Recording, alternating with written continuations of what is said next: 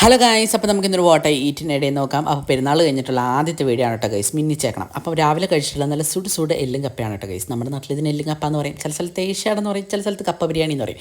എന്താണെങ്കിലും എല്ലും കപ്പയും അത് കഴിച്ചിട്ടുണ്ടായിരുന്നു. രാവിലെ ഡാഡി പോയി നല്ല സൂപ്പർ എല്ലൊക്കെ മേടിച്ചിട്ടുണ്ടെന്ന് പുഴുങ്ങിയതാണ് കേട്ടോ. പിന്നെ അതൊക്കെ കഴിഞ്ഞ് ഉച്ചയ്ക്ക് പുറത്ത് പോയതുകൊണ്ട് തന്നെ ലഞ്ച് കഴിച്ചില്ല. നൈസായിട്ട് ഒരു സോഡ നാരങ്ങുള്ളൂ പിന്നെ ഈ ഒരു മീറ്റ് റോളും ആണ് കേട്ടോ ഗൈസ് കഴിച്ചത്. കാരണം രാവിലത്തെ എല്ലും കപ്പയും ഒരിടത്തും എത്തിയിട്ടില്ല, അതുകൊണ്ട് തന്നെ ലഞ്ചും കൊണ്ടും കഴിച്ചാൽ ഹെവി ആവുമല്ലോ എന്ന് കരുതി. അങ്ങനെ അതൊക്കെ കഴിഞ്ഞ് വീട്ടിൽ വന്നു. വീട്ടിൽ കഴിഞ്ഞിട്ട് വീണ്ടും പുറത്ത് പോയപ്പോൾ നല്ല മഴയായിരുന്നു. അതുകൊണ്ട് തന്നെ ബോഡി ഒന്ന് തണുപ്പിക്കാൻ വേണ്ടിയിട്ട് ഒരു ചൂട് ചായയും ഒരു 2 പപ്സും കഴിച്ചിട്ടുണ്ടായിരുന്നു.